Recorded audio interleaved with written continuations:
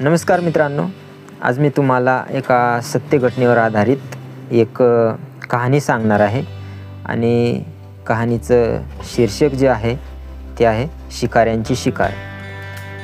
ही कहाणीमधले जे गावाचं नाव आहे किंवा त्याच्यातले जे पात्र आहेत, जे लोक आहेत, त्यांची नावं जी आहेत ती बदलून सांगितलेली आहेत।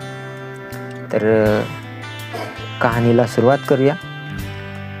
सह्याद्रीच्या डोंगर रांगात वडपाडा नामक 25-30 घरांची एक वस्ती आहे। चौबाजूने उंच उंच सह्याद्रीची शिखरे गगनाला गवसणी घालतात। एक पायवाट असंख्य वळणे घेत मुरुंबारीमधून वडपाड्याला उतरते।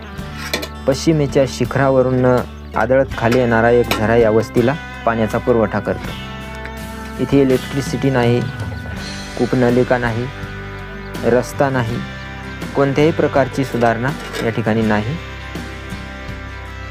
शेती जुन्या पद्धतीचीच, गुरे पाळणे हा भरभराटीचा व्यवसाय, पशुपालन इथे चालतो।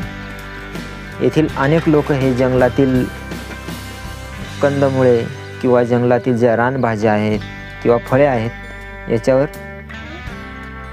बऱ्याच प्रमाणात आपला गुजारा करतात।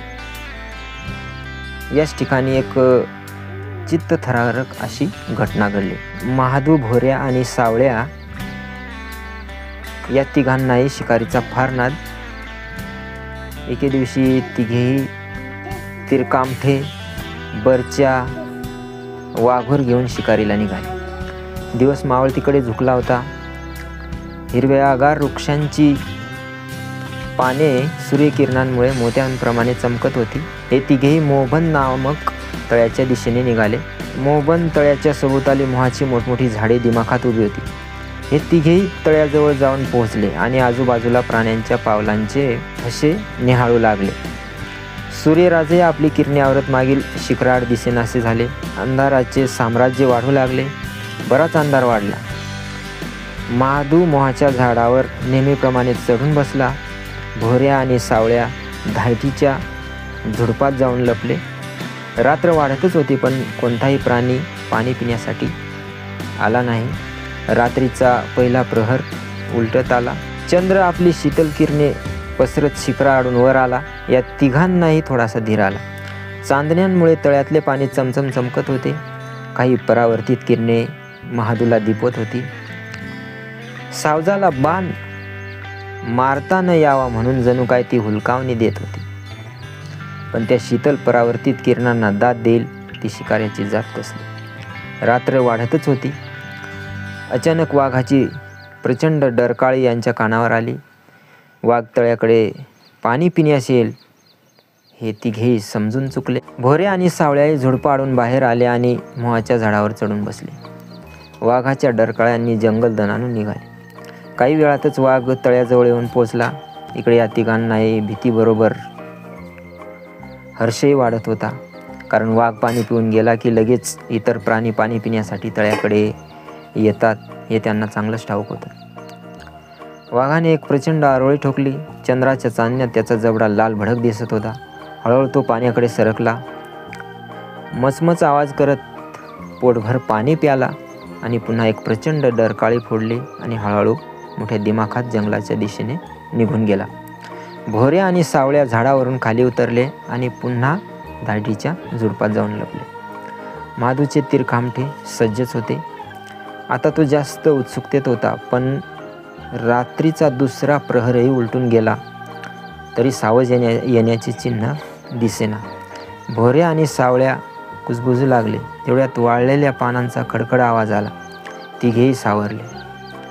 चंद्राच्या चांदण्यात एक तरस दबकत दबकत तळ्याच्या दिशेने येताना महादूला दिसले। त्याने तिरकामठे सावरले। तरस पाण्याजवळ येऊन पोचले आणि पाणी पिण्यासाठी त्याने पाण्याकडे मान झुकवली। तोच महादूने सरसरत सोडलेला एक बाण त्या तरसाच्या मानेत जाऊन रुतला। तरस अतिशय दचकले आणि जोरात शरीरभर कळ निघाल्याने जंगलाच्या दिशेने धाव सुटली। झुडपामागे लपलेले भोरे आणि सावळ्याही त्याचा पाठलाग करत त्याच्या मागे धावू लागले। महादूही झाडावरून उतरून त्यांच्या मागे धावत निघाला। मानेत बाण रुतलेल्या ठिकाणाहून रक्ताच्या चिळकांड्या उडत होत्या, तरीही तरस अतिशय वेगाने धावत होते. आपला जीव सर्वांना प्रिय असतो व तो वाचवण्यासाठी सगळेच धडपड करतात हे त्यातून सिद्ध होत होते. तरस वेगाने धावत होते. सुमारे 1 मैल अंतर हे तिघेही तरसामागे धावले, पण तरसाचा वेग कमी होईना. ते थकले आणि थांबले. पोटात भूक मावत नव्हती, पण शिकारीचा नादही दारूच्या नशेसारखाच असतो. थोडा वेळ विश्रांती घेऊन पुन्हा ते तरसाच्या पायांच्या ठशांचे माग काढत निघाले. माग काढत काढत ते एका गुहेच्या तोंडाशी येऊन पोचले. तरस त्या गुहेतच शिरले होते. त्यांनी माग बरोबर काढला होता. पूर्व दिशा आता उजळू लागली होती. भोवतालचे धुसर अंधाराचे जाळे हळूहळू तुटत होते.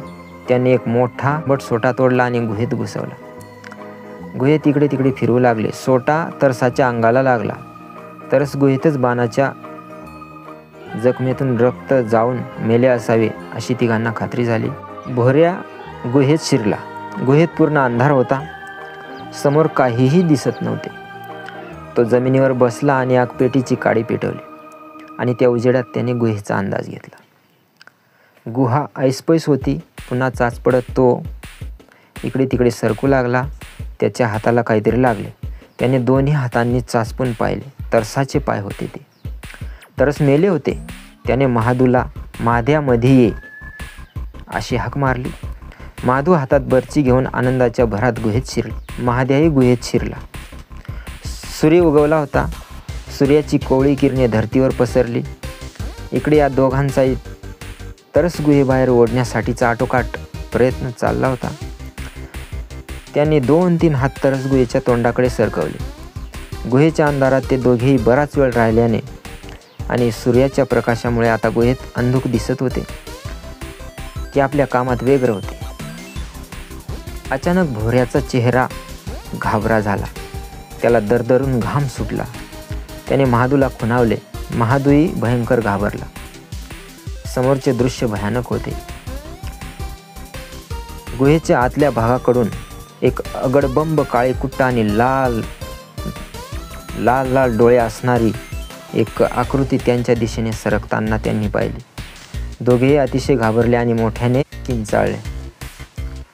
सावळ्या, बर्शी घे लवकर ये म्हणत दोघेही जोरात वरती उठले. खडकाच्या वरच्या थरावर दोघांची डोकी आदळली. दोघेही बाहेर येण्याच्या प्रयत्नात असतानाच त्या अगडबंब शक्तिशाली आकृतीने त्यांच्यावर झेप घेऊन त्यांचे लचके तोडायला सुरुवात केली. दोघेही दिनवाण्या सुरात ओरडत होते. सावळ्याने बर्ची हातात घेऊन घाबरून मान हळूच गुहेत घुसवली. पण आता त्याला फक्त विव्हळण्याचा क्षीण आवाज ऐकू येत होता. त्याने दोघांनाही हाका दिल्या. त्याच्या हाकेला ओ देणारे या जगातून केव्हाच निघून गेले होते. आपले दोघेही मित्र या जगातून कायमचे निघून गेले हे त्याने जाणले. त्याने मान गुहेबाहेर काढली. त्याचे सर्वांग घामाने डबडबले होते. दुसऱ्या क्षणी तो धावत वस्तीकडे निघाला. तो पळत होता, पण कानात त्या दोघांचे केविल वालणे, ओरडणे आणि सावळ्या, बर्शी घे लवकर ये हेच शब्द घुमत होते.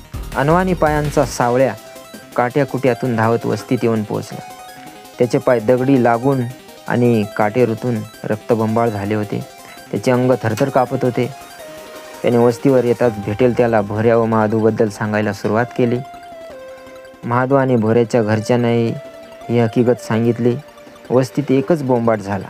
सर्वजण धावत त्याच्या मागे त्या गुहेकडे निघाले. गुहेजवळ सर्वजण आले. महादू आणि भोऱ्याचे कुटुंबीय दुःखाने ओरडत होते, पण आत शिरण्याचे धाडस मात्र कोणीही केले नाही. कारण आत शिरणे म्हणजे आपणहून मृत्यूच्या जबड्यात शिरणे हे प्रत्येकाला ठाऊक होते. वस्तीतील मोठ्या माणसांनी आपापसात काही सल्लामसलत केली आणि भोऱ्या व महादूच्या कुटुंबियांचे सांत्वन करून सर्वजण वस्तीकडे परतले. दुसऱ्या दिवशी त्या गुहेतील घडलेल्या प्रकाराबद्दल आणि त्या दोघांचे काय झाले हे जाणून घेण्यासाठी सूर्यपूरच्या त्या प्रसिद्ध भक्ताकडे भोऱ्या, महादू आणि त्याचे कुटुंबीय, वस्तीतील 5-6 जाणकार लोक हे जाणून घेण्यासाठी सूर्यपूरच्या त्या प्रसिद्ध भक्ताकडे भोऱ्या, महादूचे कुटुंबीय आणि वस्तीतील 5-6 जाणकार लोक गेले. भगत स्वतः त्या गुहेजवळ सर्व गावकऱ्यांसह आला. आणि सर्वांसमक्ष काही मंत्र पुटपुटत त्याने अंगाला भस्म चोळले आणि गुहेत शिरला. बाहेर उभ्या असलेल्या सर्वांना भीतीने घेरले होते.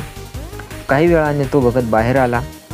त्याच्या हातात त्या गुहेत शिरलेल्या दोघांपैकी एकाचा गुडघ्यापासून खालचा पाय होता.